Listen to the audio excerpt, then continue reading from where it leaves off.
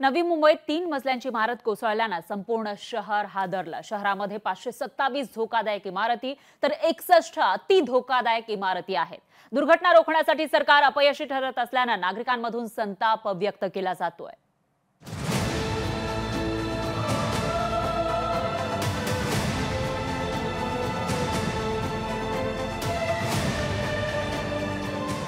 नवी मुंबईतल्या शहाबाज गावातील मातीचा ढिगारा झालेली ही इंदिरा निवास इमारत पहा। इंदिरा निवास इमारत कोसळल्याने 3 जणांचा मृत्यू झालाय तर अनेक कुटुंब बेघर झाली आहेत। 4 माळ्याची इमारत अवघ्या काही वर्षातच कोसळल्याने नवी मुंबईतल्या बेकायदा इमारतींचा प्रश्न ऐरणीवर आलाय। स्वस्त घर मिळतं म्हणून नागरिक गरजेपोटी ही घरं विकत घेऊन एक प्रकारे स्वतःचं मरणच विकत घेतात। स्थानिक नगरसेवक माफिया बिल्डरना मदत करतात आणि वीज पाणी कनेक्शन मिळवतात। नवी मुंबईत अशा प्रकारे शेकडो बेकायदा इमारती बांधण्यात आल्यात। या इमारतीत हजारो रहिवासी जीव मुठीत धरून दिवस काढतायत।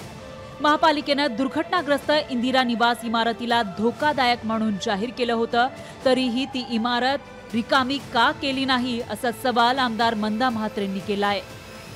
घोषित केल्यानंतर नोटीस लावल्यानंतर सुद्धा लोक जात नाही। मग शेवटी पाणी आणि लाईट कापावी लागते। त्याच्यानंतर सुद्धा काही लोक तसेच राहतात। ही इमारत सुद्धा धोकादायक होती, नोटीस दिलेल्या होत्या। आता आपण पाहिलंच असेल की ते किती मोठ्या प्रमाणात अनधिकृत सिडकोच्या प्लॉटवर बांधकाम चाललेलं आहे। नवी मुंबई शहरात 527 पेक्षा जास्त इमारती धोकादायक तर 61 अति धोकादायक इमारती आहेत। या इमारतींसह नवी मुंबईतल्या सगळ्याच इमारतींचं स्ट्रक्चरल ऑडिट करण्याची मागणी माजी आमदार संदीप नाईक यांनी केली आहे।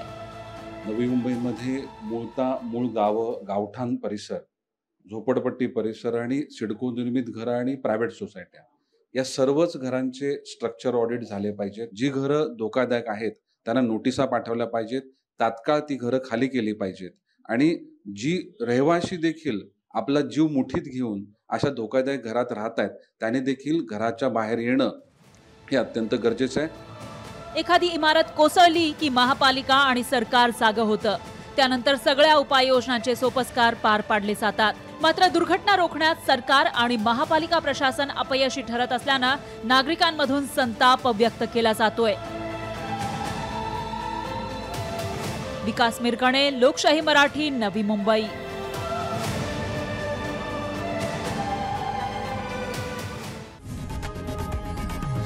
लोकशाही मराठी ऐका, पहा, जागरूक रहा।